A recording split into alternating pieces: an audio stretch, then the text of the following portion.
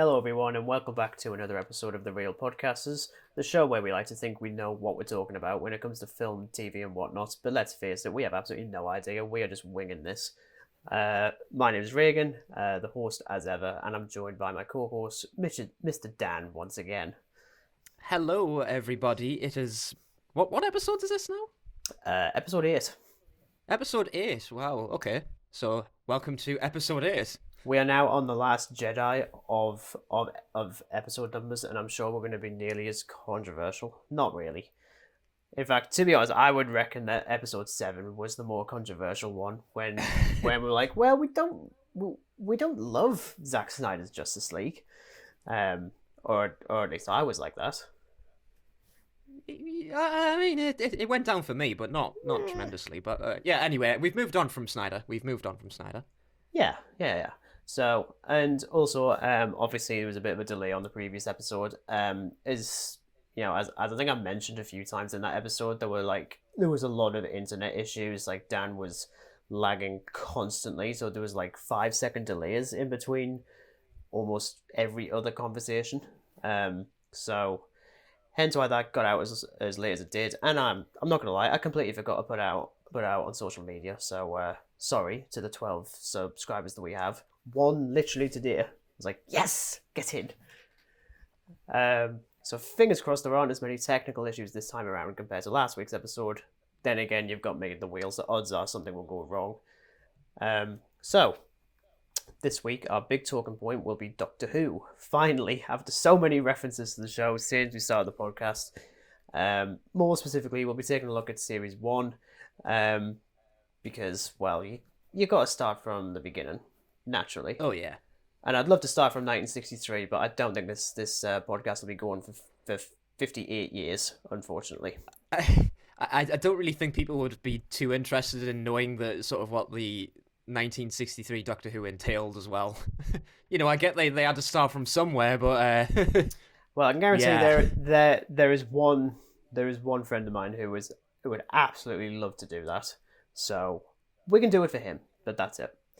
And then we'll also be looking at some of the more noteworthy news stories I've seen over the past week. And as ever, we'll be checking out what we've been watching. Well, my one thing, so Dan's will be longer. Mostly because I've been away in York for a few days, because I really needed a break. But we'll get to all that in a bit. Not the York bit. I mean, come on. No one's really interested. But we'll start with our first news story, that being about the box office results for The Batman. Now, it's not exactly like a news story. I just thought it'd be quite interesting. I had to take a look after a couple of weeks. So the film debuted on the 4th of March, I believe it was. Yes. Now, it's actually quite interesting when the film got first announced with Reeves at the helm and Robert Pattinson as the lead star. I believe the budget was initially suggested to be like $100 million, which I thought, that's minuscule for like a comic book movie. Yeah. It's not that, it's double. It's like 200 million. I think it's like minimum like 185 or something. So it's sort of like an estimate budget of like 185. So it's sort of like between that 100 million and 200 million, but it's closer to 200 million.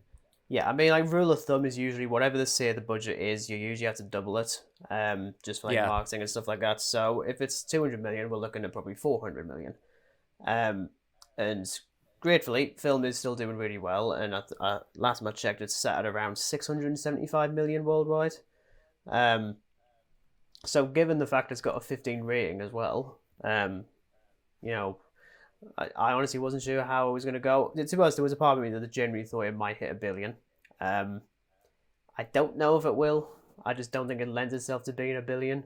Then again, Joker made $1 billion. I think maybe because it's still sort of getting shown around. I think they could possibly, but I'm not so sure. I mean, it'd be good if it could make $1 billion, but I guess we'll see. Definitely. I mean, the important thing is it's sort of outdone its budget, which is the important thing. Really. Yeah. And in the UK, it's currently at the equivalent of 42 million.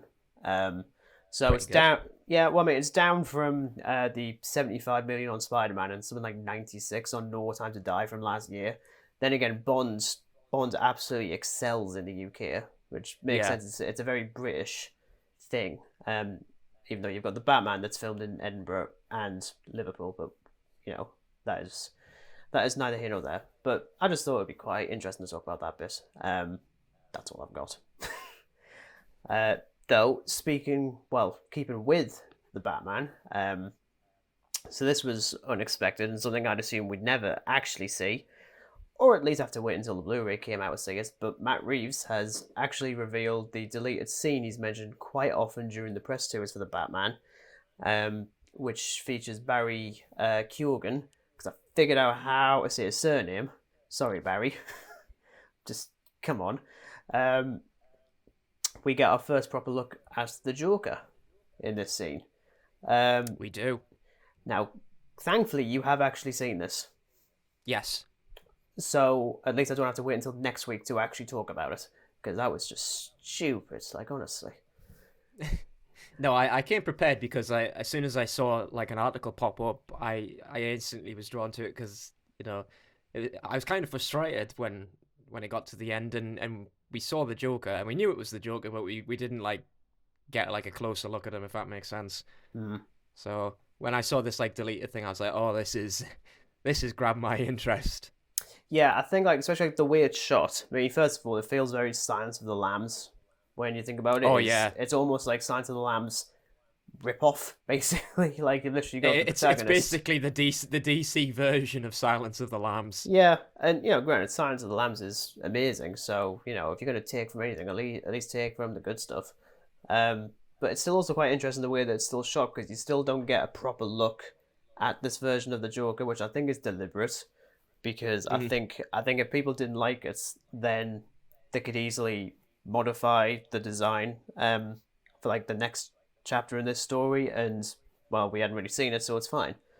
I'm curious as to what you think about the design. I mean, like, for those that haven't seen it, this one I think bears a lot more similarities to I believe his name is Jerome, whichever version is in Gotham that isn't actually called Joker. It's quite similar to the Joker thing from Gotham, as you said. It's quite a gnarly look. I think it's quite like grotesque in a way. Yeah. I mean, it's from my point of view, it's great. I think that it was about time we had I mean, considering like what the Batman was like as a film, like take all the grittiness and stuff, and then they've kind of made the Joker like that. They've sort of introduced this quite sort of unhygienic looking Joker. Because he does, like, he looks absolutely horrid. He does. I mean, like, he does actually look like he's fallen into a vat of acid a few times. Yeah, like it's believable. Honest. Like if they do something with that, and please, Matt Reeves, do it. Like if they do something with Joker, like I really hope that they do, as I say, because I think it looks rad. There's no other word to say. It's just rad. Yeah, it's one of those weird things. I don't know where I stand on it. I don't know if it's just because maybe just for me personally, I feel like I'm quite Jokered out, which is weird because it's not like we've had like the Joker everywhere. But then when you've had like the Joaquin Phoenix portrayal, which, I mean, I'm not going to go into the comparison game between him and Heath Ledger because I don't think that's fair. But both are equally terrific, and I do like a few aspects of the Jared Leto Joker, which I don't think we actually mentioned in the previous one, like at all. He's fine. He has literally nothing to do. Dan's making a face, so we're gonna move on. What I do know about this version, though, and I think this has had a few people like commenting on it from like both sides of the spectrum, both good and bad. The scars on his face are meant to look like it's a smile, a bit like with the Heath Ledger one. But whereas those ones on the Heath Ledger one were probably, well, it suggested that he did them himself. This is apparently from birth, so it's right. Like so he's always they've kind of done like the opposite, because in the Heath Ledger one, it was, well, we obviously know that he got like a razor blade and carved a smile. Yeah. Whereas in this one, I think it's strange that it's like birth. So does he like have a birth defect, a bit like Penguin from obviously the older Batman films. Oh yeah, there's definitely a few ways to look at it, and then obviously, look, we've only got like 5 minutes with this character, and we don't really know too much. Um, though the way that he looks, I honestly think that if we do see more of him, because he looks really frail, um, Hmm. I think this version is going to be more in line with I don't want to say the one from the Dark Knight Returns because I could be wrong because I kind of remember that one too much, but I feel like this is a version of the character that isn't going to be getting his hands dirty, so to speak. I think he's going to be working from like outside, and Yeah. which to be honest, I don't mind. Also, I think the other bit of influence I can see is um I really love I've got this right. I mean, like my comic book knowledge is frail. I believe it's the version of the Joker in the New 52 where I don't want to say he doesn't have a face, but it's the version um where like he just carries the face around and just puts it on his head. Oh, like a yeah, like a mask. Yeah, which to be honest, I would love to see that because that's just really I think that unsettling. would make it really creepy. Like imagine Yeah, just seeing someone and like in the shadows, and then they have this like sort of like clown Venetian mask, and they just put it on. Like that's creepy as hell. yeah, but then you probably get comparisons to the Court of Owls, which is something Yeah. I am positive we're going to see in the second one. Which I'd quite like to see. Funny enough, though, actually, I do actually have a bit of a filmmaking connection with the Court of Owls. Weirdly, um, this is before the time that I had a relationship with Dan. Um, just looking at his face again. um, One of the short films I did for college. The antagonist of that. I'm not going to go into the details of what the film is. It's rubbish. Um, but the antagonist has like a cloak and everything, and we had to find some sort of mask to cover the guy's face. I mean, he was already terrifying enough without it, but I figured I'd probably put a mask on him just to like help him out a little bit. Um, and it was actually a Court of Owls mask, um, Oh. as you do. I'm fairly certain he still got it. This is from like 6 years ago, so um, he's definitely keeping it. I don't want it back. I was gonna say, I mean, like he's running around in the woods and on the beach with us. It was, it was quite embarrassing, especially when you're trying to set up for the next shot and he's just walking around in like a cloak and a hood and a stupid mask, and there's just people walking past with their dog, just like, what the hell is going on What's here? going on? um, Sadly, I haven't got any footage of that. Sorry. I don't even know if I've even got the film to be honest. Anyway, rambles. I promise I wouldn't do that. I lied.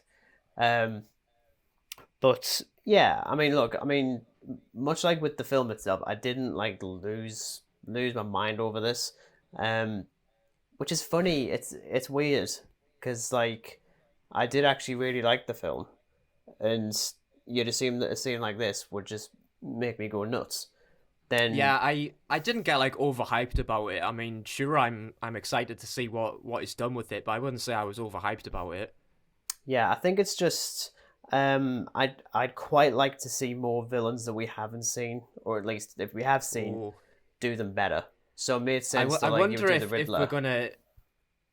I don't know if you've seen this, but apparently, some fans have been suggesting that Clayface should actually be the next villain that the Dark Knight faces, which I think would be super cool. Funnily enough, because like I spend much of my time writing and when I have nothing to do, and I think I did like a version of like a Justice League movie that had Clayface rock up, but just purely as just like not like the main antagonist, because you could probably do that. I just don't know if it could actually carry an entire film. Um, but I think Clayface could be quite interesting. Um, I just quite like to see maybe not like a direct adaptation of Batman Hush, but Oh something along yeah, the lines of that. Make it like because I do like how like how the major themes of the Batman, it gets really personal for Bruce. So I'd quite like to see that continue, and something with like Batman Hush. No spoilers if you haven't read it. You have. I mean, come on. It's actually got the best Batman Superman fight of all time in comic books. Don't even try and fight me. It's not the Dark Knight Returns. shut up, Snyder.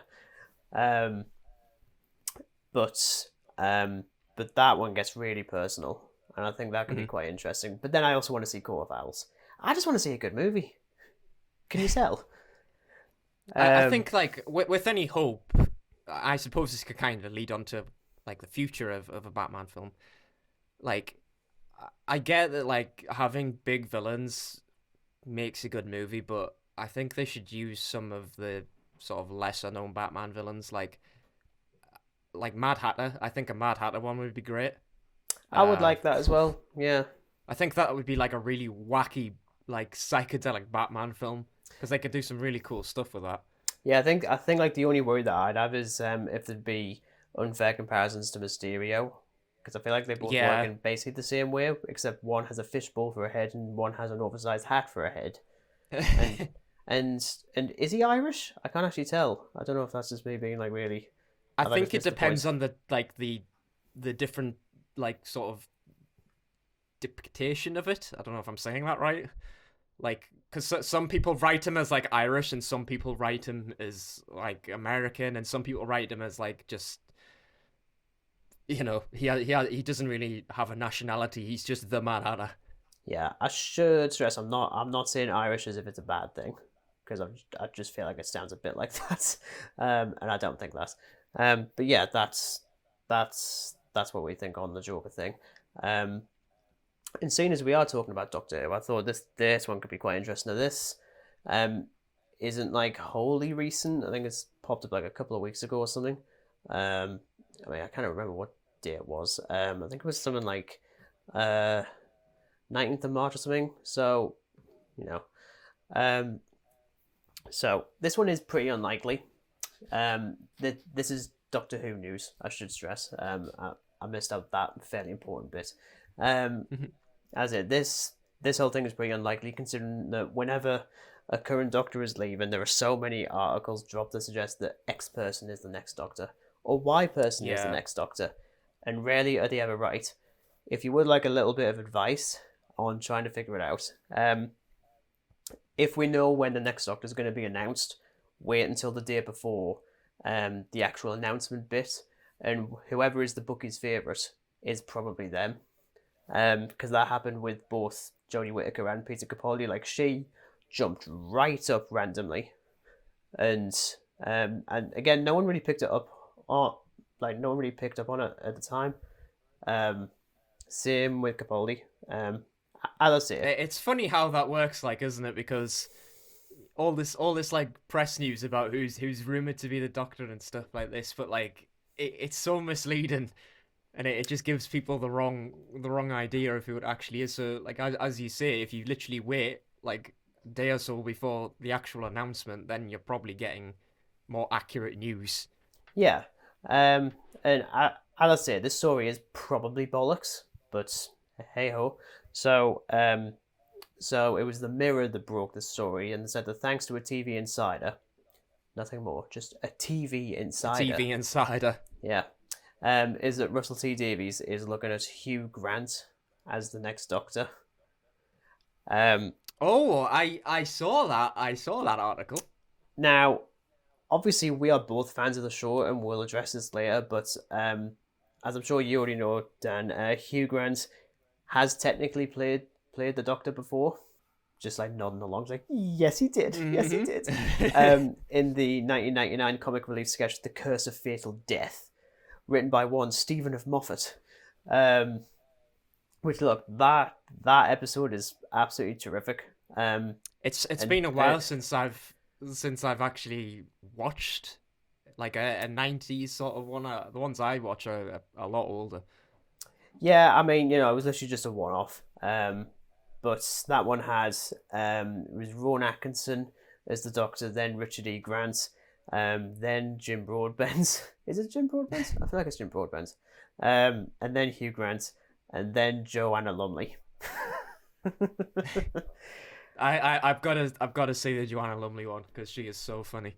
Oh, it's ridiculous. But Hugh Grant was also asked to play the Doctor by Russell T Davies when he brought the show back in 2005, or at least he wanted to ask him, but apparently it never got past his agents, which is something that he's actually regretted not happening since. But it's a bit like with when Capaldi was considered for the Eighth Doctor in the TV movie, if that's news to Yeah. someone. He turned it down because he didn't think he'd actually be any good. Look at him now.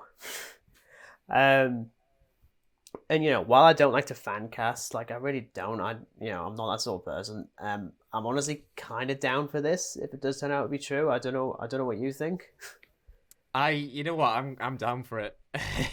And that's just not because I like Hugh Jackman. I think he would be a really good Doctor. No, Hugh Jackman. God. Well, see, we're already messing up, man. Suddenly, Hugh Jackman as the Doctor. That'd be hilarious. I'd like to see that. X-Men Doctor Who. No, but in seriousness though, I welcome it. Yeah. I suppose. I mean, he would actually be the oldest ever. He's 61. So he's actually the age that Capaldi was when he left. At least I think he was when he left. I think he was, yeah. So I'm not expecting a whole lot of running down corridors. I'm expecting he isn't that old. I mean, he's looking good for his age.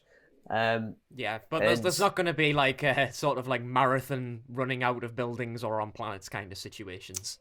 Well, considering like the other rumor was that Davies is trying to take an MCU approach in reinventing the show with like spin-offs and stuff being developed. First of all, I like spin-offs as much as the next guy. Like Sarah Jane Adventures is great, and I've seen a few episodes of Torchwood, and I watched Class, which was not class at all. It was terrible. But I mean, I get, if they are going to do that, I know why they're doing it, because you have to rival like the streaming services now, and currently the show isn't doing that beyond probably the budget. But even then, it's probably quite minuscule. I think if they were to do sort of spin-offs, it would certainly help. Because they only have like Doctor Who, it's a big program, but if you have these spin-offs and stuff, you're increasing your marketing. Yeah, I mean, this isn't like the first weird take on the next Doctor of late. I'm sure you probably saw, Dan, but there was that weird thing that was going around where it was suggested that one David Tennant would be coming back. Oh, as soon as I saw that, I thought, that's just absolute bogus. Well, it's interesting because it's one of those weird things where, like, we know that the next Doctor is going to be announced for 2023, and we know that series is going out around the time of the actual anniversary. And I wouldn't want to be in the position of being the next Doctor and then having the weight of a potential multi-Doctor thing around you as well. I don't think that's very fair. So I think like the idea that might be going around was the idea that that rather than just one episode for the 60th, it's just going to be like even just like a limited series, a bit like with Doctor Who Flux, whatever. Doctor Who Flux. That's a pretty apt title for that one. But it was going to have a brand new incarnation of the Doctor each time,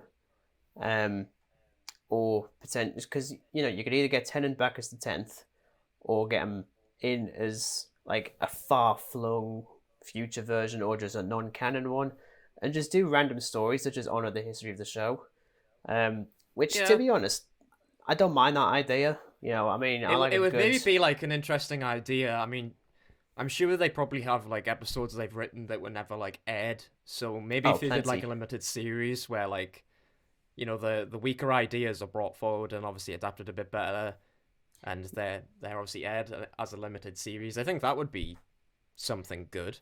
Yeah, I mean, for me, I think the one that I do want to see is like a little series focusing on the 11th Doctor on Trenzalore. Because, there's like 900 years in that final story of his.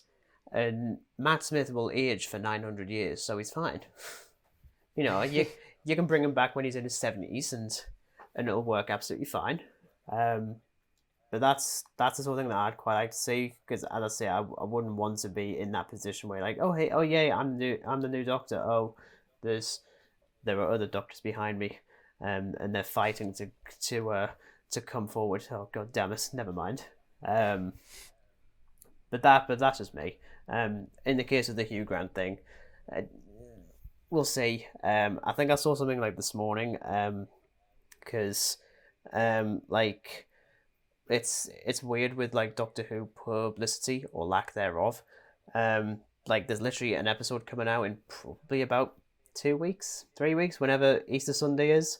Um, and all we've got is that next time trailer from New Year's Day and 3 photos that have just popped up. That are just of scenes we've already seen in that trailer. So I don't know. I don't know which Womble is doing the advertising for Doctor Who, but they need the sack. Which like, honestly, Womble is doing the advertising? I would rather it be a Womble, to be honest. I like a good Womble.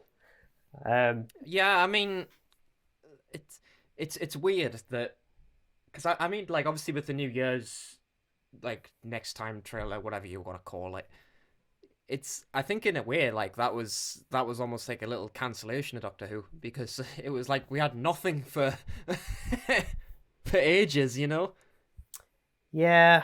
I mean, whenever that episode goes out, which funny enough, we're now recording these things on Sundays, so I might actually be able to watch it and then immediately start like recording. So you probably get like Yeah, I think an if it's immediate due review. on Easter Sunday and that this Easter Sunday does actually fall on a Sunday, not Really? like Ah, yeah. Easter Sunday falls on a Sunday. I didn't know that. But yeah, we'll see about the Hugh Grant thing. More than likely, it's probably just fan casting. But there we are. Shifting to a different universe, although also conveniently connected to Sony, because Sony actually bought out some stakes in the production company that's doing the next series of Doctor Who. Let's talk about Morbius. Just not the actual film. We haven't seen it yet. It's not out for like another 5 days. 4 days. I think 4 days. Comes out on the 31st. Thanks, so, Dan. Yeah. Fucking nerd You're welcome. over there. So I don't know if you've heard about this, but there's been some reports around the Morbius film that 7 people are excited about. None of which are us. We're just seeing it because we're just we are obligated to talk about film, and even if it's rubbish, because let's face it. I mean, come on. I'm not expecting much, but I mean, from the articles I've seen pop up, mostly revolving around sort of critics' opinions, obviously because critics have early access to the film. Mm-hmm. I think it's going to be one of these films where it is split 50-50. I don't really think there's going to be like a majority like it and a small percentage of people don't like it. I think it's going to be a straight split down the middle, if not like really. Like, it's nothing against Jared Leto. I just don't particularly like him personally. Which so like all these comments you see. Well, Jared Leto's in it. I'm like, well, yeah, like he's not brilliant, but that's just personal opinion. Yeah. I mean, as you say, I mean, we as film fans, I mean, we're obviously gonna go see it, even if it is terrible. I would like to think I'm classed as a film fan, but then considering the amount of times I talk like negatively about a film, but then this, I mean, like, this news story isn't going to help anything. So there's suggestions that there's been some last minute changes to the film before its release. I'm kind of obligated to think this is actually true because I don't think anyone's going to lie about this for Morbius, like unless this is going to come out to be like the most groundbreaking Marvel movie since Venom Let There Be Carnage. That wasn't groundbreaking, it was just ground shattering. I wanted to cry. I mean, with the last minute changes, I mean, considering it was meant to come out in January this year, and it's obviously now like March/April, like it literally comes out on the last day of March. I think this film I actually think maybe has... during that time they have possibly altered some things with the film. Yeah, well, I mean, first of all, I believe it's actually now it's quite a historic film because I think it's had the most amount of release date changes for any film, at the very least since the pandemic. I don't know if it'll be forever because we're talking like 120 years of film, 140. But these changes, yeah. So obviously, when that first trailer dropped and that had a mural of Tobey Maguire's Spider-Man in the background of one shot, and then you had Michael Keaton as the Vulture pop up. So everyone's questions were, so which universe is this in?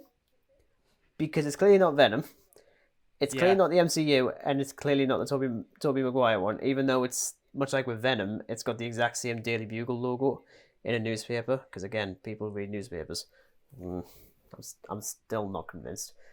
But these changes, they are suggesting that the Vulture sequences in the trailers that we've seen so far, they've been cut entirely. All and right. and there is a reshot version in one of the two post-credit scenes. Because there was also a bit that I didn't actually notice this. There's a bit where you see one of the newspapers, and it does actually have a reference to both Rhino and Black Cat on the front. Because whatever. Can't say I've noticed it, no, but I'll be sure to look out for it. I mean, you don't even need to now because it's gone apparently. Yeah, well, You know, oh well. the weird thing is, like, I mean, it's like you say, we're not that looking forward to it. The only reason I was even remotely interested now was because of Vulture in it, because I do Yeah. really like Homecoming a lot, and the Vulture is honestly right there with Thanos as like my favorite MCU villain. I just think he works. But then this kind of just continues to show Sony's inability to figure out what to do with their Marvel universe. Especially with the casting for both Kraven the Hunter and Madam Web. That was weird. Like, I don't know if you've seen that. Yeah, I haven't looked too much into it, but I have seen some casting choices, and I think, okay, that's What? different. Well, you've got Aaron Taylor Johnson as Kraven. Mm, Even though he was Quicksilver in Avengers 2. So it's a weird choice. I would have gone for someone older. I would have actually gone for like a Jason Momoa, to be honest. I feel like that's more of a. But then you've also got Dakota Johnson as Madam Web, weirdly. mm, Granted, all my knowledge of Madam Web as a character comes from the Spider-Man '90s show. mm. Um, she is quite old,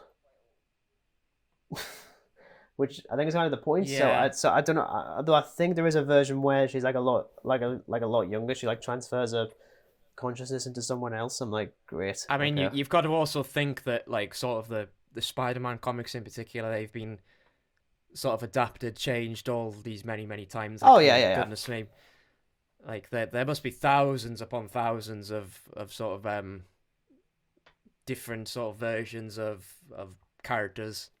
Oh yeah, definitely. It's I'll say it just seems a bit weird, and I just can't get excited for this sort of thing.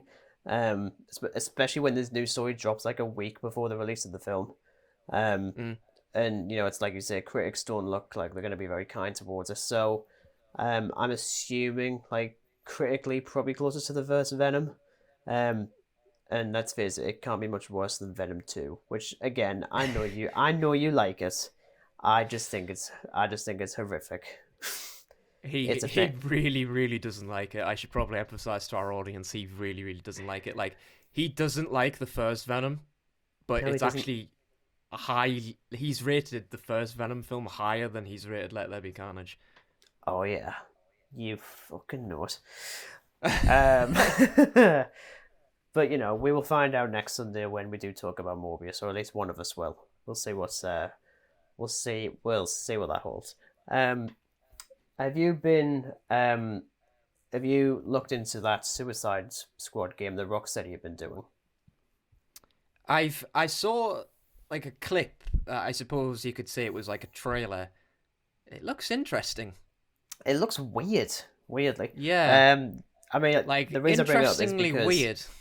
yeah, because it was meant to come out this year, but then the one of the co-founders for Rocksteady, Sefton Hill, posted on Twitter on the 23rd, actually, so only a couple of days ago, that the game was being pushed again to spring next year, Hmm, to like polish it and whatnot. Which I actually don't have an issue with that. I fair, I, I fair would enough. prefer I would prefer you push it back and then release it when it's good, as opposed to rush it out and then it's rubbish. Um, so I'm hoping that Lego Star Wars is like that because that's out next week as well. Yes. No, not next week. The week after. The week after, I think it is. But the weird thing that I mean, this is the bit that I don't get. Um, and I know this is meant to be like the news story relating to the pushback. It's actually more so just questioning what this game is, because it's still developed by Rocksteady, who did the Batman Arkham series, which I think is terrific. Um, hot take, I actually really like Arkham Origins. Actually, I do really like that. Um, I haven't played Origins, but I've sort of seen enough to understand the plot of it. yeah, I mean, like the plot is very video game, but it's also very Batman, and I quite like it. Um, but for some reason, this Suicide Squad game is meant to be a sequel, technically, to Arkham Knight. Hmm. I've already got a couple of questions. um, First of all, so Deadshot's in this. He's one of the four Suicide Squad members you can play as. Yeah. He pops up in Arkham City, and is completely different. Like it's Yeah, quite so clearly a I completely think different there's character. already the worrying issue of continuity. Yeah, I mean, I think it's still the voice. I think it's still the same voice actress for Harley Quinn, which makes sense because she's been playing Harley Quinn for decades. Yeah. Probably is it Tara Strong? I feel like it's Tara Strong. She's definitely involved in that series in some way. Um, but then also it still does that thing where one of my biggest issues with the first Suicide Squad film by David Ayer was the fact that I could not buy a reason why a girl with a baseball bat, a crocodile man, and a guy who throws a boomerang around, why are they going up against a Justice League level threat? Like Yeah. there is no. I mean, granted, they do it better in the new one because they were never planning to go up against a giant alien star, so that's fine. I don't mind that. Um, It this was more of a believable sort of story, I think, in the second one. The first one just felt so like, okay, but why? Like, you could just get Justice League to deal with this. Like, why are you sending a bunch of dangerous convicts to go see this? Well, exactly. But then you've actually got them fighting the Justice League, and I'm sorry, put them up against just the Flash, and you're screwed. You're screwed immediately. I mean, I swear there's an instance where he's just like chatting along with like one of the Suicide Squad members when he shoots a bullet and he's just like walking around and stuff like that, or he's like, I think he says something along the lines of like, I'll post the bullets back to you in the mail or something. Um, which, to be honest, I mean, like if that's how the Flash trash talks, I'm thinking you've actually got that pretty spot on. But it's just weird. It's such a weird looking game. I Um, think I mean, considering they're pushing it back as well. I mean, there's always, and I mean, maybe this is like a new thing that big sort of film studios are interested in doing, because obviously, we've had Guardians of the Galaxy game come out, mhm. so now we've got a Suicide Squad coming out. So it's kind of querying whether or not there are going to be more future superhero games. I mean, Guardians of the Galaxy, that's on Game Pass now, I think, isn't it? I think. I wouldn't know because I haven't touched my console in weeks. That's fine. I haven't either. Yeah, it was either Assassin's Creed Odyssey or it was Animal Crossing, if I'm completely honest. I am that kind of gamer now. Oh, we'll end up talking about Animal Crossing at some point. No, we Definitely Lego won't. Star. No, right, fine. If you're going to be like that. Honestly. But yeah, that's our brief thoughts on the Suicide Squad thing. Sticking with DC Comics though, I thought this one was quite interesting. So there's meant to be a Gotham Knights TV series coming out in the next year or so. So it's like Nightwing, Batgirl, Red Hood, people like that. As far as I know, basically Mm. Batman's dead. I'm like, great, you've killed him again. It was sod. But this series has cast its new version of Two Face. Mm. Arr. Hmm. One Misha Collins from Supernatural. Did you actually All right. watch Supernatural at all?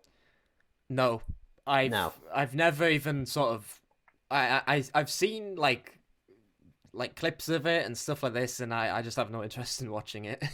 No, I mean, if you do ever stick to somewhere between season 1 and 5, don't go any further because it drops off. I mean, Um, just the sound of sort of there are already 5 seasons just sounds like purgatory to me already. Purgatory is actually in it. Um, Oh, okay then. literally, there's 15 seasons. Fif- 15. Yeah, 15. Oh my goodness. and you're talking like around So 20 I mean plus that's episodes a got to be like season. one of the longest TV series then, like surely. Yeah, yeah. I Wow. literally, yeah, I think it is actually like ranked as the top one, which isn't really like something to brag about because, as I say, you've got 15 seasons and a third of it is actually really good. The rest Mm. is middling. But anyway, we're not talking about that. So Misha Collins is, best known for doing Supernatural. So as I say, he's been cast as Two Face. Um, Hmm. as I said, it was just like a casting announcement. There's literally nothing else beyond like a bit of an idea as to what's going on here. So the series takes place in the wake of Batman's murder, um, and his rebellious adopted son. So I don't know if it's going to be Dick Grayson or Tim Drake. Might be Tim Drake, or I think there is actually a version of Robin where he is actually Batman's son. Is that Damian Wayne or something? I I've think. got no idea to be honest. This is all relatively new to me. Excellent. It's completely non-existent to me as well. Uh, I mean that that would be strange. Like yeah. So Batman has a son? Like hmm. yeah, and it's like focusing on the children of Batman's enemies, when they're all framed for killing him. I'm like, so it is literally, it's kind of like a reverse Gotham, where we're getting the origins for the villains in that, and this is just the kids that get pooped out afterwards. I'm like, okay, interesting. Um, there's only one. I mean, there is one reason I have no interest in this at all, and it's literally just which network it's actually on. Um, that being the CW, as in the thing that no one likes. Oh wow. Yeah. That being said, they've done all like the DC related shows like Arrow and the Flash and Supergirl and stuff like that. But I don't care. I don't care. I just thought the casting thing was actually quite interesting because I do actually like Misha Collins quite a bit. And I think he actually be quite good. I think. Um, but we'll see. And we've got one more news story, and then we'll get to what the hell Dan's been watching. Um, this one might be a little bit more niche. I don't know. But this is, um, I'm sure people in like the film fan kind of thing on YouTube are aware of Chris Stuckmann. I'm hoping that you are, Dan. Yes. Excellent. Thank God. Yeah, so he's a film critic and a filmmaker who has been developing his first proper feature film as a director. Um, anyway, so he'd put the film out on Kickstarter to get some proper funding. And I Hmm. think I had like an initial goal of like $125,000. Pretty reasonable, you know. I haven't got that kind of money. I wouldn't mind it. Um, and within a few days, it had passed 250,000, Wow. and the campaign ended yesterday. As of us recording this, um, it's surpassed 1 million. Really? Wow, goodness me. It is the it is it's So he's basically got the equivalent of what I'd say a small studio would offer. yeah, yeah. This film, it hasn't even filmed a frame yet. It's already made history. It's the most successful Kickstarter Crowdfunding, yeah, horror film ever, crowdfunding project. and it's one of those weird things where, like, he's got like a massive following on YouTube for one thing. This is him trying to develop something else. So you'd Hmm. assume. I mean, even he says like he assumed like the response would be quite low. But I think as well because Deadline dropped the story not only about him getting this project, but also about it nearly reaching 1 million. Um, basically, if you're like an up and coming filmmaker, if Deadline um run that story, it's gonna get everywhere. And I think he was saying how he'd send that story out to so many news outlets, and beyond Deadline, everyone said no. Mm. because it's not. I mean, the film isn't like an IP. Like It's not it's based on the just franchise. who really is willing to take the story, really, isn't it? Because I mean, nine out of ten. And I mean, like look at Stephen King. Like if you read about his sort of life with writing, when he was trying to get scripts sent off, he sent them to like agency after agency, and like 9 out of the 10 agencies would say no, but that one agency would be like, yes, I see something in this. Yeah. Um, but I think as well, I think with the success of like David F. Sandberg, who was a Mm. YouTuber before going on to do like big like feature directing, this does actually look good for people who've got channels like this that are known for one thing, but they do have the option um to do something else entirely and it still work. So frankly, fingers crossed for this. I did actually pledge a bit of money towards this, um, because I just had to. I really had to. Because I mean, I've loved Stuckmann's work since I think it was like 2014 when I started following him. So that's literally 8 years of Stuckmann. Um, and I think it's just like the way that he talks about film and his clear love for it. That I felt that was like really inspiring for me, and quite frankly, seeing him branch off to filmmaking. I mean, obviously, I will miss like seeing his reviews and stuff. Like, I like don't get me wrong, um, but this is clearly what he wants to do. Yeah. Um, and quite frankly, I've got the best of luck to him. Just fingers crossed the film's good. Because even if it isn't, he's out there and he's got it done, and with such a ludicrous With that sort budget. of opportunity as well. Like even if the film is a total flop, who's to say Yeah, that he won't go on to do something else? Because I mean, if a crowdfunding thing can do that with the following that he's got, mm. like I think that like the world is open to him now. Like it, he's gonna have so many opportunities. it's actually funny when he put out about Deadline running that story.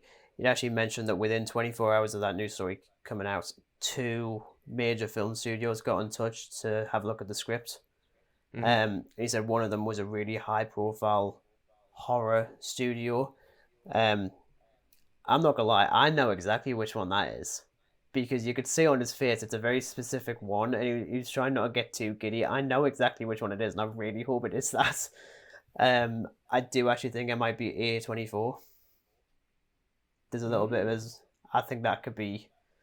I mean, like if they run it, then that's it. He's got basically whatever the hell he wants, Yeah. basically. Um, In terms of dishing out horror, I mean, if he gets his foot in the door with those, like he can after he's done this film, like maybe they're like, well, this film was so good that we want you to write like a sequel to it, or we want you to write something original. hmm Yeah, but as I say, best of luck to him, and probably got about a year before the film's actually ready to dish out. So I'm definitely getting the Blu-ray. Yes, because of course I am.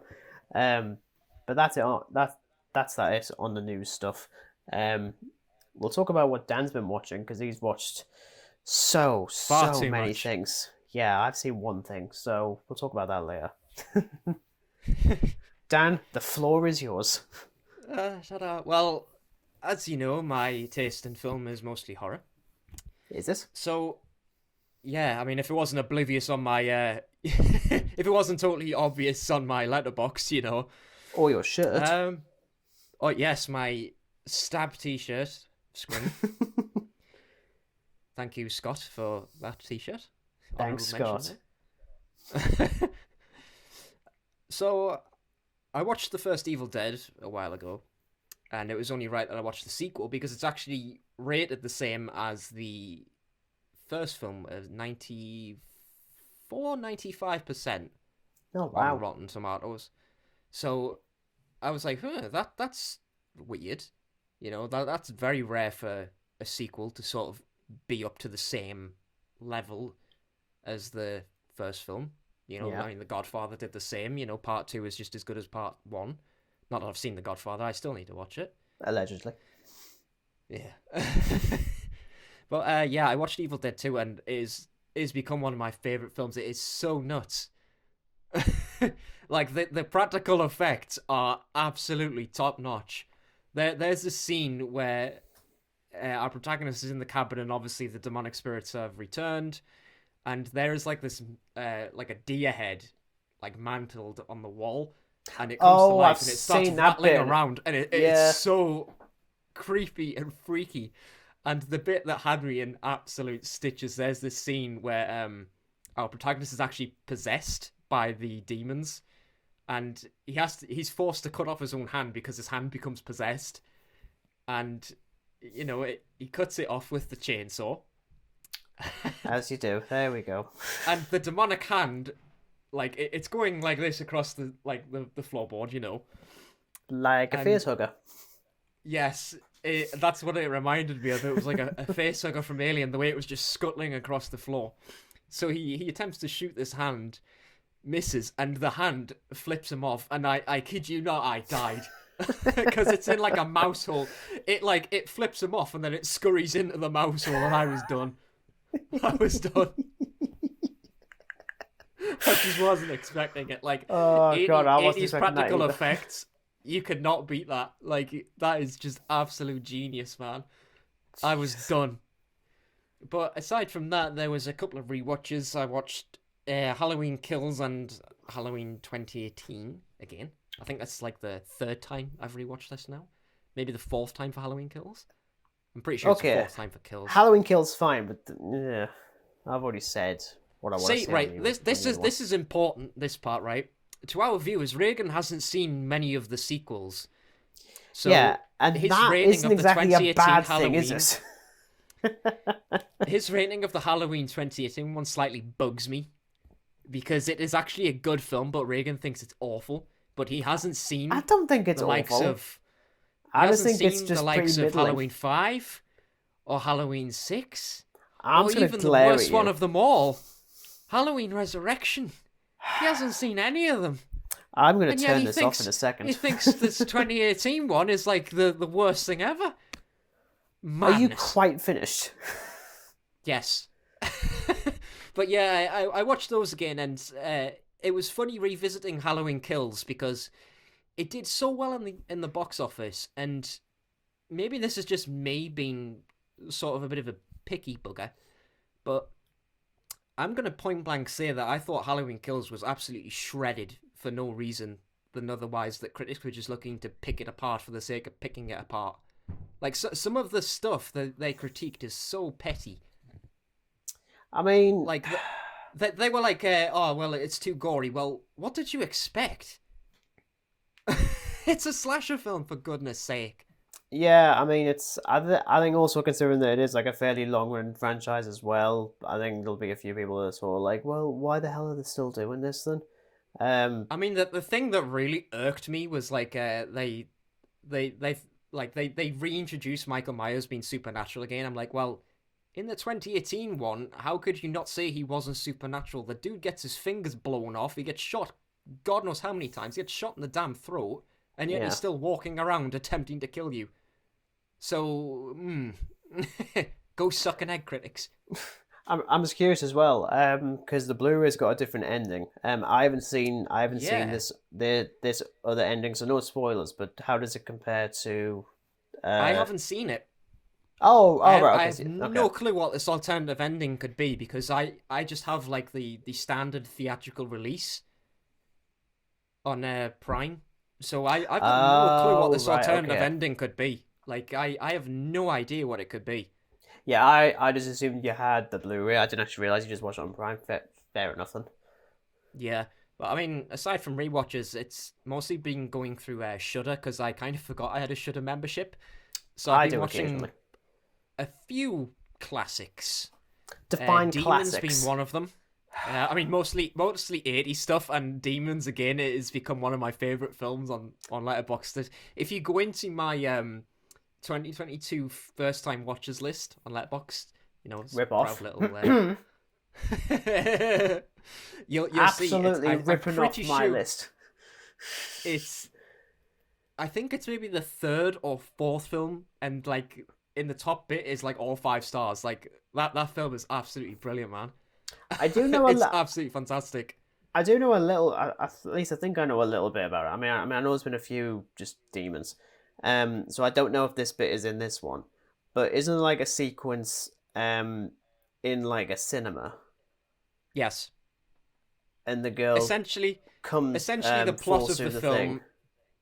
is they see this film and it changes them into like demonic beings, and it's so wacky, and the practical effects are absolutely out of the world. Okay, so I have Uh, actually, because I just randomly found that bit on YouTube, and I was like, okay, I've hit the weird side of YouTube again. I don't know why. yeah, I don't know why it's this has come up. really. I didn't have any interest in watching it at first, and then when I got into it, I thought this is really good. Have you You seen just find that gem. have you seen Night of the Demons? Yes, I'm trying to remember which one it is because again, I've seen one of them, but I've I only don't seen know the if it was the first best. one. I haven't seen the sequels. I think it might have been the second one that I saw. Again, just weirdly, and I mean that one is also equally weird when it comes to like demonic possession and the way they do that. Um, Yeah, I mean, we haven't exactly got like an age rating on this podcast, so that's fine because we swear and we talk about shit all the time.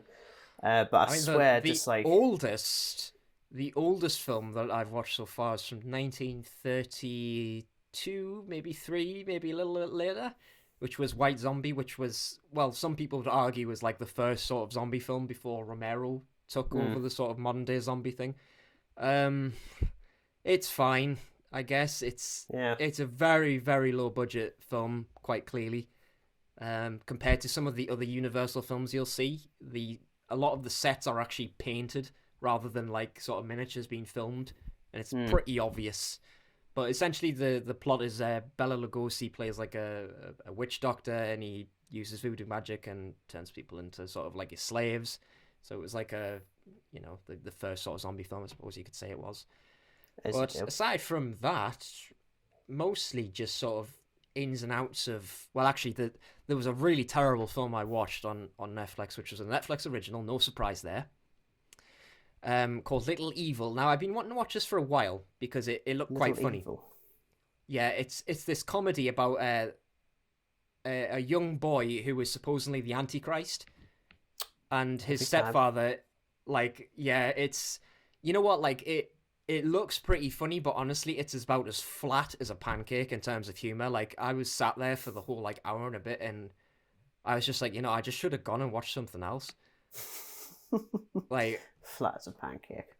honestly, the humor was as flat as a pancake. Like, when then something was funny, I was like, was that supposed to make me laugh, or am I just unfunny?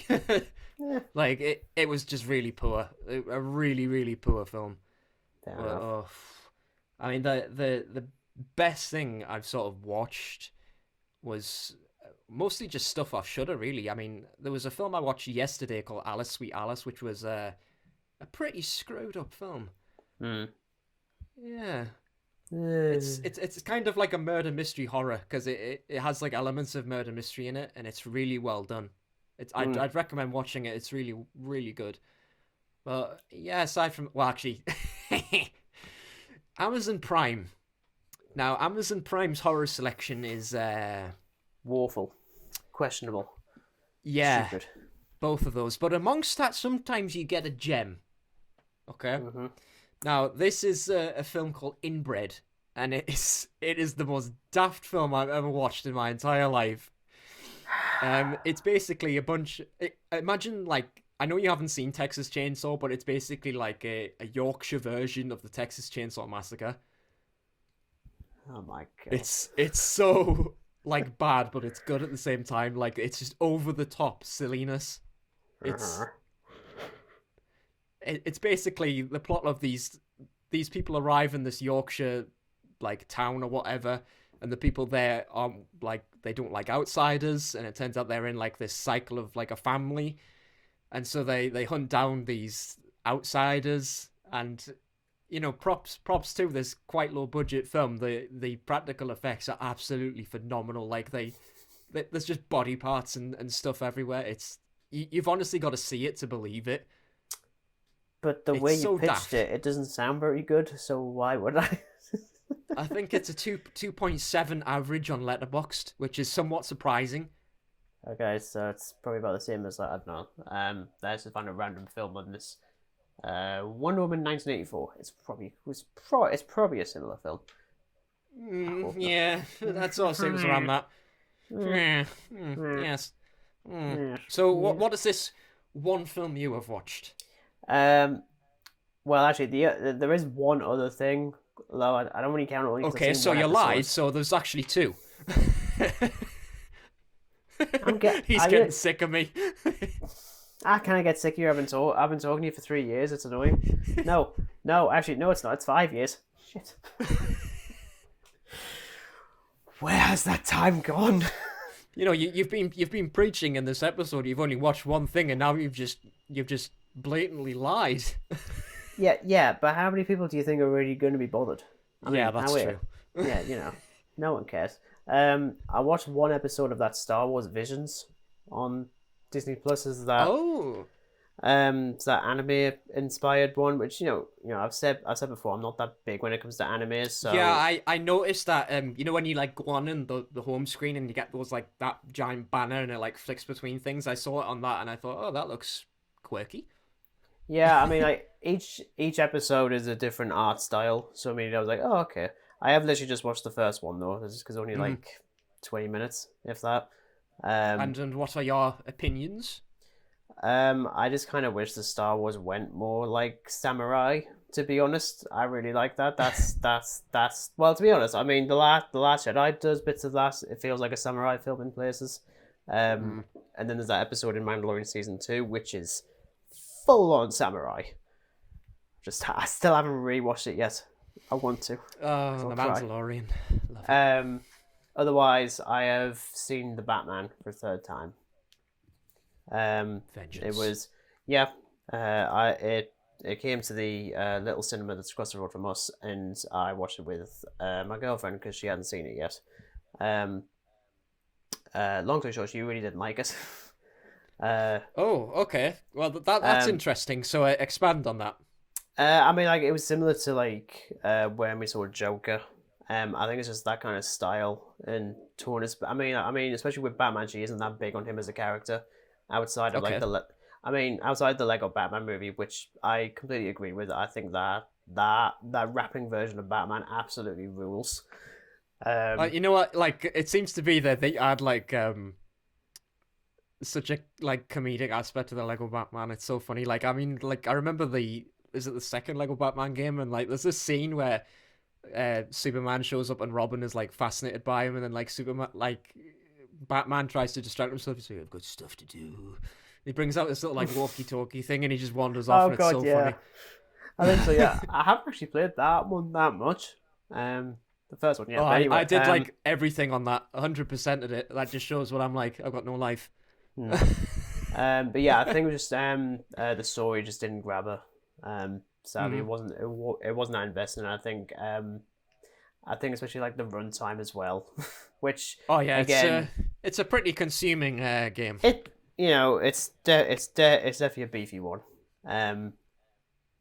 We actually she liked something that I didn't, and it was actually the Batmobile chase because I wasn't very big All on that right. at all. Mostly just from like a directional standpoint. I was like, I don't really know what's going on here. I can't see anything. It's just fucking chucking it down with rain. I mean, like, is this Gotham City or is this literally the UK? I feel like it's the UK. um, but but yeah, I mean, there was part of me that generally thought she probably wouldn't like it again because the word definitely I mean, just like the tone is very Joker, which we Yeah. haven't seen together since seeing it at the pictures. I don't think I've actually seen it at all since then. Have I? I think I started watching it. It's just not. It's much like with that. It's just not really the sort of film you'd really put on like a random afternoon because it's not a very fun film. Either of them really. I mean, Um, that is the total opposite of me because that is one of my favorite films. I know, But, I know, I know. happily just stick that on in an afternoon. Are we talking Batman or Joker here, or is it both? Both. There we go. Both. Hell, why not? Yeah. Let's do it. We could do a video on Joker. Although I just said before that like I'm jokered out. So I mean, Joker out. but okay. There is technically one more, but it doesn't actually count because I haven't finished it. But there is a very good reason why I haven't finished it. Okay. So there was a documentary that I backed on Kickstarter a couple of years ago. That was I think it's called In Search of Tomorrow. So it's this massive like documentary focusing on 1980s sci-fi. All right. Okay, that I already sounds really interesting. mm. I mean, it's I just got the digital version like a week early. So I started watching a little bit of it. There's a reason I haven't finished it. Okay, so I've seen the Batman, which is 3 hours long. Same as Avengers Endgame, 3 hours. I've seen Cleopatra, which I think is nearly 4 hours. Um, I've seen Zack Snyder's Justice League, which is 4 hours. Do you see? Do you see where I'm going with this? Yes. This fucker's 5 hours long. Well, I'm not even shitting you. It's 5 hours. It's like 5 hours and 2 minutes. I'm like, what? so is it just like one big block of like thing, or is it divided up? I couldn't tell you. I've literally watched like 2 minutes. I was like, oh, it's 5 hours, and okay. and it's on Vimeo. Interesting. Okay, who watches Vimeo? I'm just gonna turn this off. I'm fairly certain the Blu-ray comes out for me in like next month or so again because I backed it. Which I don't usually do that sort of thing. It's only just come up in the last few years. So there's like Stuckmann, that one, and there's another one up there, In Search of the Last Action Heroes, which is 80s action movies. There's a few reasons why I haven't watched it yet. One, I don't know a whole lot about 80s action movies outside of Die Hard and The Terminator. But I backed that one because the director of that is a guy called Oliver Harper, who is one of my favorite YouTubers. He does like retrospectives on movies and stuff like that. Easily like his passion project. I think he's doing one on Street Fighter, which means nothing to me. I don't know anything about bloody Street Fighter. Neither do I. Do they fight in a street? Serious question. Is it actually? From my knowledge of Street Fighter, there are different like settings and stuff, and that's about all I could tell you. Yeah, that's all I know. But yeah, otherwise I haven't watched anything else. I've watched segments of something and an actual film. So well done me. I've just had no time at all anymore. But that's my side of things. Now we're finally going to start a long-running narrative across this podcast where we finally discuss Doctor What now? Who? What? Doctor Why? Whom? Doctor Whomst. Doctor Whomever. Doctor Why bother? Doctor What the hell? Yeah, so as I promised, we talk about Doctor Who because we're both fans of the show. I wanted to talk about it properly for a while. I was actually legitimately thinking of doing like a retrospective like YouTube thing on it. But as I say it, and as you can tell with the amount of films I've seen, I ain't got the time, unfortunately. So we're going to start with Doctor Who Series 1 from 2005. Now, I'm going to stress, I'm not doing deep reviews of every single episode, otherwise we'll be here until next month. I'll just be looking at some of the behind-the-scenes stuff, the casting, the writers, some noteworthy episodes and whatnot, and I'm sure we'll go back and forth on this. Because I'm fairly certain that you mentioned before that you haven't really watched the show since Tennant left or Smith? It was more Smith, really, because I eventually caught up on when Tennant regenerated into the 11th Doctor, and I watched the majority of Matt Smith stuff, and then it just sort of, I lost a lot of interest in the episodes, and then when Capaldi came into the picture, I watched the first one, and then I didn't watch anything after that. Yeah, it's it'll be interesting when we get to Series 5, because I've got a lot of things to say on that one. I'm definitely a massive fan of that one. I think like a lot of people are, but we'll get at that. Series 1 is actually quite interesting for me because so my history with Doctor Who in general, I think I mentioned this to you before, Dan, but my first memory of Doctor Who is actually the first episode of this series. You know what? That is the most like in common thing we've had so far on this podcast, because that was actually the first ever Doctor Who episode I watched, and that was the first ever time I'd said like heard of Doctor Who or seen it. I should stress though, you've watched the actual episode at that point. I hadn't. I was flicking through the channels on the 26th of March 2005, 7 p.m. whatever time it was. I don't know. I was like 7 or 8. Just flicking through the channels, and I got to the bit in Rose when the two of them run over. I'm gonna say some bridge in London. I probably walked across it myself and just can't remember. And they go to hold hands. And then I just Yes. turned it off. I just turned it off after that. I didn't care. So I didn't watch anything of series 1. My first actual episode was the Doctor's daughter in series 4. So I've got a Wow. mad amount of nostalgia for that one. Even though after watching this, I was so fucking confused because I had no That context for episode's anything. tragic as well. That episode's Oh yeah, so tragic. yeah. Man, you started off on a really sad point. Yeah. I wouldn't care. Because it was my stepbrother who got us into it because he was like a proper fan. Like he had like the little journal of impossible things. He had the sonic screwdriver. He had a couple of like Dalek toys and stuff like that. But it wasn't until 2010 that I actually watched it religiously. Thanks to my stepdad's mum. She got me the annual for Doctor Who, and it was the final one for Tennant. So I got a lot of history on that. I was like, oh, this actually sounds quite interesting, unlike what I thought it was, which was just fucking whatever. Yeah. So after that, I started getting like random DVDs for random episodes. One of them being this is like back in the day when you had like DVDs for series, but they were in volumes.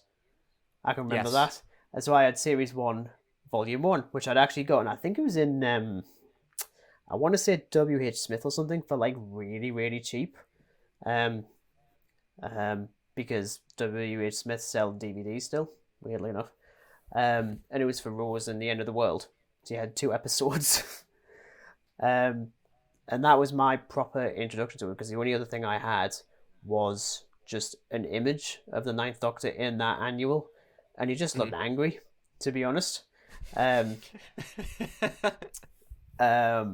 So, in regards to series 1, it's one of those weird ones because I didn't grow up watching that series, and I didn't watch the entire series like start to finish until it was either last year or the year before. I mean, COVID happened; we had plenty of time, so I'd seen random episodes sporadically through the years. So yeah, I think it was like last year or the year before. Because my girlfriend's a fan of Doctor Who as well, so we decided, yeah, we'll start from the beginning. But by the sounds of it, it's quite different for you. You started watching it really with this series. Yeah, I mean, on the day it sort of was released again, I remember it quite vaguely, which is quite weird for me because I don't really remember a lot.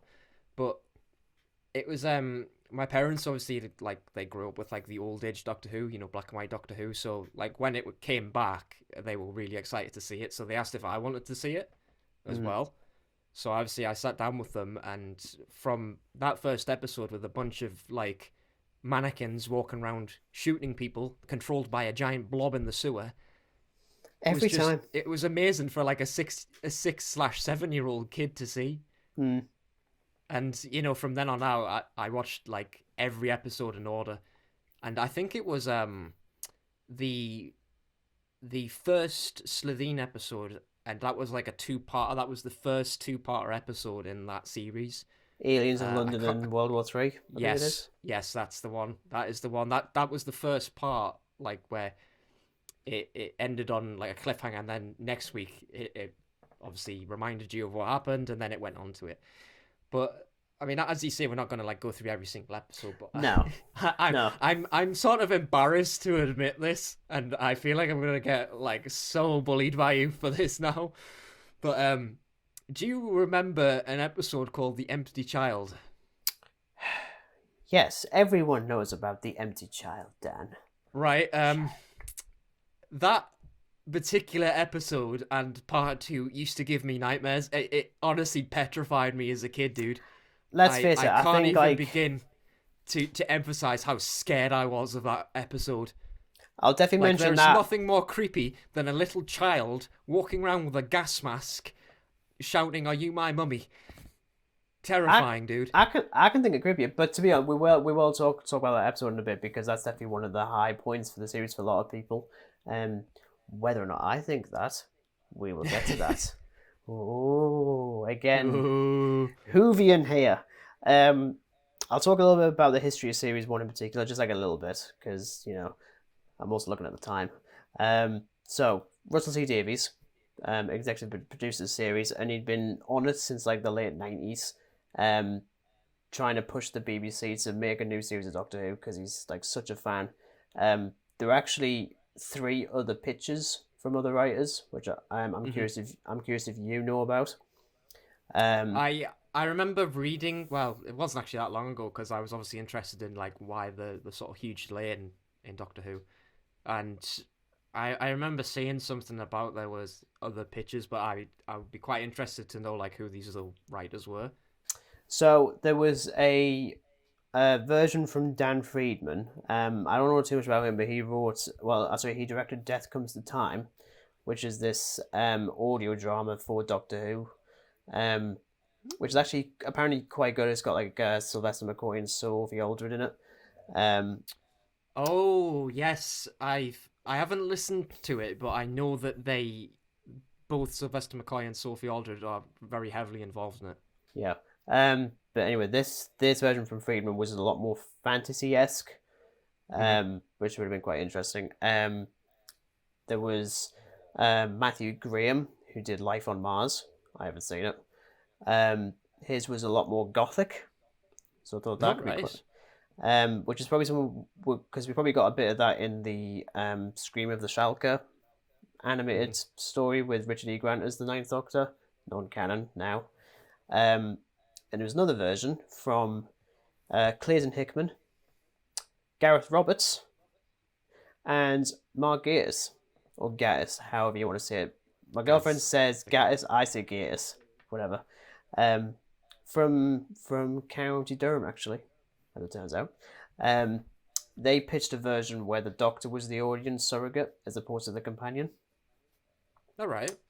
Um, I don't know whether that would have been a good idea because then that does kind of make the companion the most redundant Yeah. character. But it's a pitch.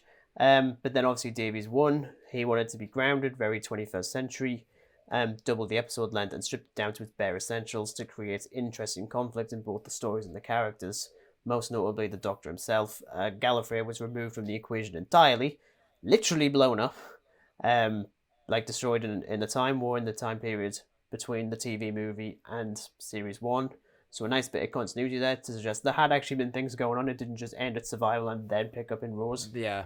Um, there were also a couple of rights issues. Universal Studios had a stake in it because of the TV movie that they did in Canada in the 90s, and Terry Nation's estate, which I think is still a thing. Um, Now, I think like everybody, I mean, well, for people who don't know, Terry Nation is the one who created the Daleks in the 60s. Would have been Ridley Scott if he'd come in on that day, which would have been hilarious if we got that instead. You know what? Um, I can just see little xenomorph Daleks now. well, I mean, to be honest, I mean, like the little squid things do actually look like facehuggers, Yeah, they at do. times. But yeah, now I think like everybody is questioning the grounds of these rights with Terry Nation's estate and what the BBC can actually do with the Daleks, considering that Hmm. since series one, every series has featured at least one Dalek in some capacity. Um, I it mean, does it's been a while, well, years since I've watched series one, but I think there's what 3 episodes with Daleks in because there's obviously 3 episodes, Dalek, yeah, which is uh like the first introduction to the Daleks after like yeah, however many years, and then there's I think the last 2 episodes, which is I think one is the yeah, parting of ways. yeah. Bad Wolf and the Planet of the Weirs. Yeah. Um, but since then, they've always had at least one, even like minor appearance in every series. And I think people have started to pick up on that is the idea that maybe the BBC don't have full control over the characters. Like they literally, Yeah, if definitely. so, it's basically like a lease. Now, Stephen Moffat has said in the past, like in the last couple of years, that isn't the case. But I'm like, mm, it Mm. looks more like it's mostly because I'm kind of sick of Daleks. But we'll get to that. I think maybe like I think that there's definitely something being involved with the rights of it, but I think maybe they did it the way they did it with like introducing them quite slowly, and then obviously as popularity grew, obviously more Dalek episodes. So, yeah. but now we're all sick of seeing Daleks because we're sick of the sights of them. Well, what's interesting is the fact that Davies did actually have a fallback plan if you couldn't get the Daleks. This one Mm. is also quite well known. I'm sure you know as well. In series 3, the finale for that has the Toclafane. Yes. They were going to be the replacements for the Daleks if they couldn't get the rights to it. So, in the context of the show, it would have been the Time Lords versus the Toclafane instead of the Daleks. That Um, would have been really interesting. That'd be really screwed up, man. It'll be interesting when we get to series 3. I've definitely got some things to say on the Toclafane that I think might be quite different to other people. I don't know. I'm just assuming the worst. Who knows? But then regardless, the show finally went into production in 2004 with Christopher Eccleston as the Ninth Doctor. Now I don't think it's a shot in the dark to say that Eccleston was brave casting. Like we hadn't had any version like that previously. Like he brought a fierce intensity, as well as like a level of depth and Oh yeah. emotion that I don't think is, um, for like a good few incarnations, that sort of thing had just been dropped in favor of just being like quirky and alien. Like look at I mean, even like the Sixth Doctor, there's definitely bits of that incarnation that would have worked in Eccleston's anyway. Like I think even Colin Baker said that the costume that he wanted was basically what Eccleston got, as in Yeah. a leather jacket and like jeans and stuff. I'm like, yeah, that would have been better, wouldn't it, Colin? Yeah, it would. You with your damn fancy coat. Yeah. But yeah, I think I mean like this incarnation carries the full weight of the universe on his shoulders and has like so little time for mercy. Like just seeing his reaction to like a Yeah, single I'd Dalek. agree with that. Like compared to like someone like David Tennant, like I always found Christopher Eccleston quite a serious guy. Like there was very little room for a comedic perspective in my eyes to him.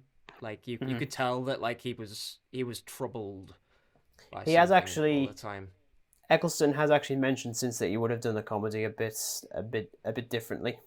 If he'd gotten a second series, Yeah. um, I mean, him leaving was obviously like a massive shame for a lot of people. It doesn't mean much for me again because I didn't watch the show at that point. I just knew him as the one series Doctor. He has of course come back in Big Finish in the last year or so, which is um I always said that was the reason I'd go into it because Eccleston was there. There's like one story with a Cyberman, but it's set during the production of a film called Metropolis from Hmm. 1927, which has got a robot like cyborg character. I'm like, yes, of course they're the Cyberman because of course they are. Um, I will eventually get to Big Finish, but I don't know too much. Like as I say, all my knowledge of the Ninth Doctor comes from this, but it has been interesting hearing Eccleston talk about the time on the show and why he left, and how he came on board because of Russell T Davies. What was that thing? Because it used to air straight after an episode of Doctor Who, but it was like a behind the scenes Doctor Who like thing. Confidential. That's it. That's what it was called. Oh, I Yeah, I fucking remember loved that. I remember the Bad Wolf Parting of Ways episode, and obviously it was the episode Christopher Eccleston left, and Mm. obviously they interviewed him and stuff like that. They interviewed David Tennant, Russell T Davis, all this, and I loved it. Like it was mint finding out like all this stuff, but I absolutely loved it. Yeah. Um, Yeah, I mean, I think even just like looking at the way you talk about him there, you clearly got a lot of affinity for Eccleston as the Doctor. It was, like I mean, as a 6, 7 year old kid, like you just automatically like knew he was the good guy. Like you knew this was like even if like I was obviously a young kid, so I wasn't like as enthusiastic and like shots and stuff like that. But like the way it was sort of set, it was designed to appeal to kids. I think. Hmm. Yeah, I mean, like, even looking at the way that the show, well, at least that series was, if I'm going to get really critical, this being the first series, you can tell that didn't have everything fully thought out. Like it's really rough around the edges compared to Yeah, even like series two. From like a directional perspective, the VFX are well, they're VFX. In 2005, I mean, come on, we're not expecting. But even I think some of them definitely they're very 2005, and some of them sort of have aged a bit mm, like a fine milk. yeah, Uh, even like the way like the music is edited in certain episodes is really off. Like it's yeah, still it's really loud compared to what's being said. It's very Tenet, funnily enough. yes. Christopher Nolan taking cues from Murray Gould and Russell T Davies from 2005. I think Um, if we're gonna sort of be a bit more critical, one of the episodes I think is where Rose and the Doctor go back in time to find out how Rose's dad died. I can't remember what the episode name is called. oh, this is going to be interesting then. That one is Father's Day. Yeah, Do you want to know and why? the creatures like sometimes the CG like it's fine I guess, but sometimes you're like, yeah, this is very 2005. Yeah, I'm going to go out on a limb and say that I think Father's Day is the best episode of Series 1. I think. I think Personally. it's a strong one, but it was definitely not my favorite. If I were to pick a favorite, oh my goodness, I'd probably say Come on. We know exactly which one you'd go for. it's a tie between the Slovene one and Bad Wolf Parting Our Ways. It's a tie between those two. I really like those episodes. Slovene, really? Jeez, okay. Yeah, like I like as a 6, 7 year old kid, and you know there's an alien disguised in a dude's suit, in a skin suit. It's so freaky. It's like, you know, a 6, 7 year old me is sitting on the sofa with me, gob wide open at the shock of what I'm seeing. Yeah. I mean, like Father's Day is always like it always made us cry, to be honest. Because I mean, Oh, first of all, it's so tragic, man. yeah. I mean, like, first of all, it's a cracking concept. Like, you know, it does the thing that Stephen Moffat does better, where I think for me, Russell T Davies always used time travel as a vehicle. Stephen Moffat used it as a character, and this is the closest we got with Davies doing that. Um, and it's a good life lesson for Rose as well about like the abuse of power and the dangers of time travel in the most basic form. You know, Um, it's terrible, but I can actually remember one of the quotes Eccleston says it. You're just another stupid idiot. Yeah. And honestly, I love the idea of the Reapers. I mean, yeah, the visual effects are a bit ropey, but honestly, they are so perfectly Terrifying. designed to come back in so many instances. I think there's a YouTuber that I follow. He proposed the idea of a spin-off focus on the time agency, Mhm. which were introduced with Captain Jack Harkness, and it would have been focusing on them dealing with like time fractures and shit like that, and the Reapers would be like the main antagonist for the series. I'm like, you've literally got YouTubers coming up with better ideas. Like, what the hell? Come on. Yeah. Otherwise, my runner-up is probably Dalek. The only reason I don't have that at the top is because I really cannot stand the Americans. Like, I really, Yeah, really don't. I found like it's a cracking episode, but my goodness, those American characters just you just wanted that Dalek to just murder them in the worst way possible. Yeah. And I at mean, least yeah, he kind of does, but well, I mean, to like most of them he does. yeah, I mean, like it's also connected to my least favorite episode, which I think is the same for a lot of people. The Long Game. Which one's that? That's the one with the weird slug creature on the roof. I think it's like the Jaggerfest or something. Oh, the one that Simon Pegg is the admin. Simon Pegg, yes. Called. Yeah. Yeah. I'd actually forgotten that Simon Pegg's in there as like a frosty version of himself. Yeah, I thought it was a pretty average episode, not as strong. I mean, I like the ending when the Jaggerfest explodes everywhere. That's fun. We all like that. But then it has like one like the worst characters in Doctor Who, like with Adam Mitchell, which I guess he was meant to be unlikable as like the companion that shouldn't have been. And then the actor himself is a bit questionable in the last couple of years, as it turns out. I'm like, great, excellent, any more? So yeah, it's a rubbish character and a rubbish actor now, I can say. What would be your least favorite? I'd guess. I'd probably say my least favorite would probably be that one because it was pretty weak and I just didn't like Adam as a character. Like he's just like one of these like really stupid characters. The Doctor says don't do something and he goes and does the complete opposite. Goes and gets a weird thing in his head that when he clicks makes his Brain exposed, idiot.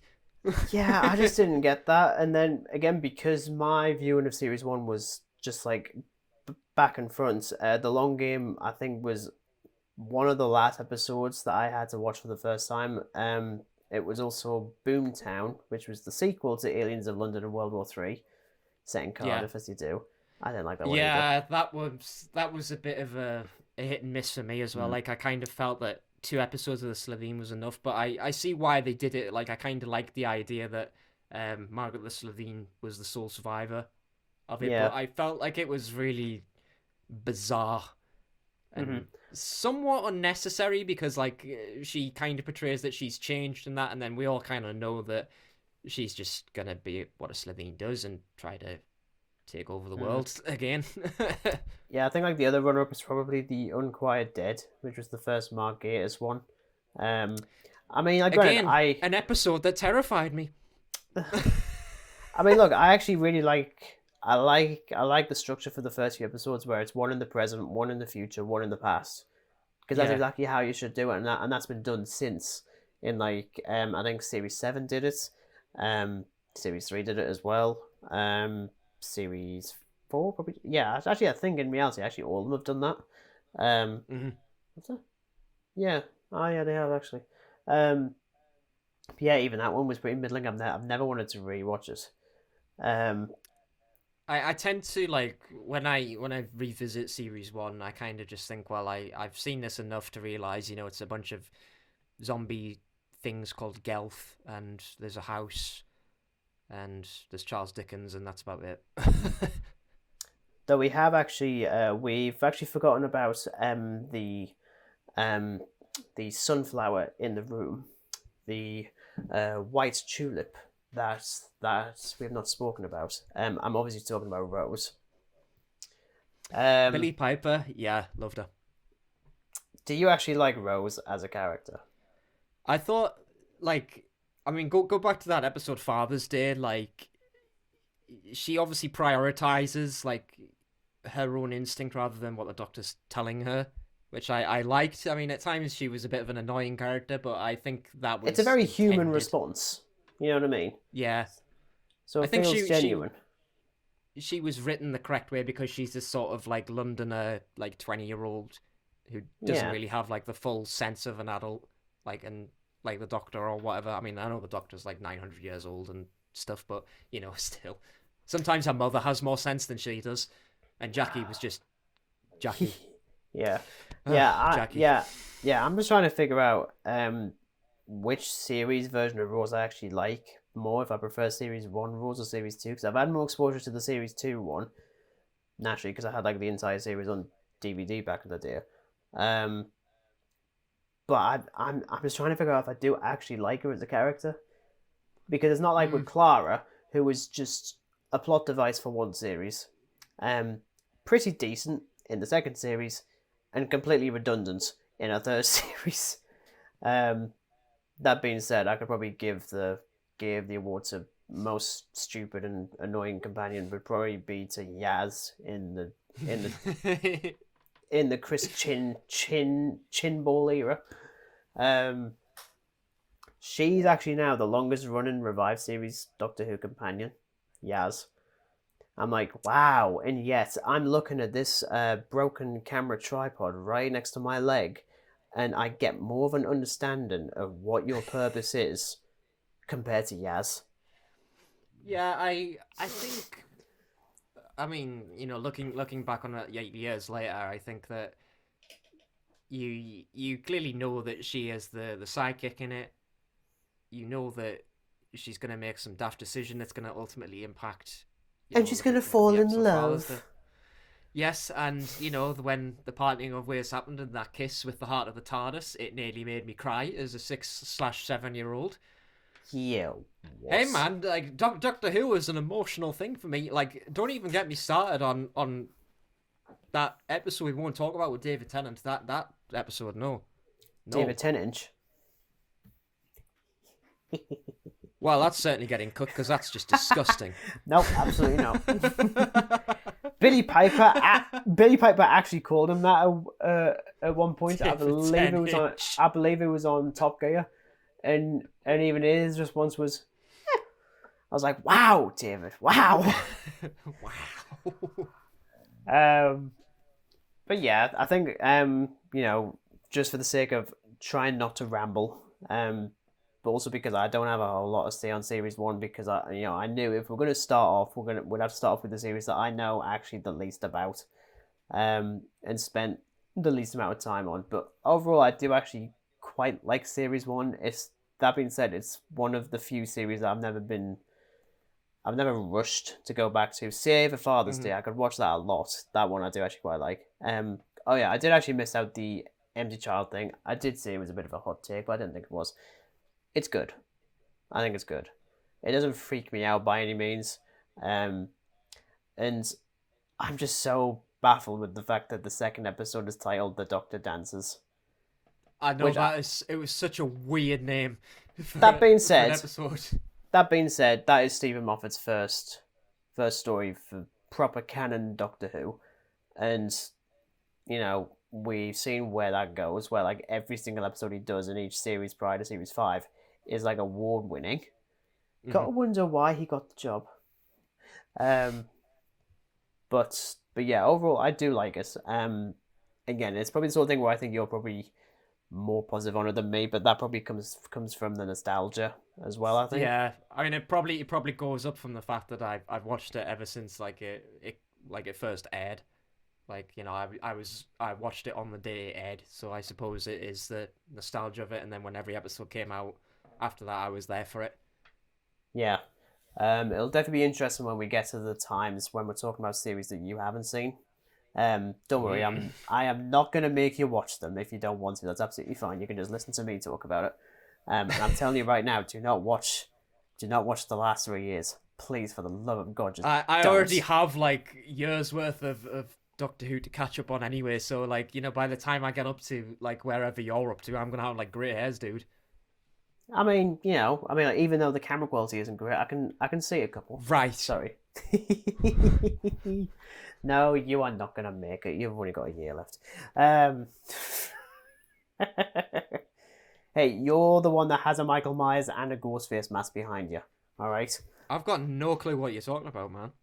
Oh, really? Oh, okay. Interesting. We'll discuss over the fact you had this last week and probably the week before that. Let me guess. Are you literally holding it? You're holding it, aren't you? No. You liar. No. It honestly looks like you are. Oh God, you are, aren't you? No. Oh my fucking God, you actually are.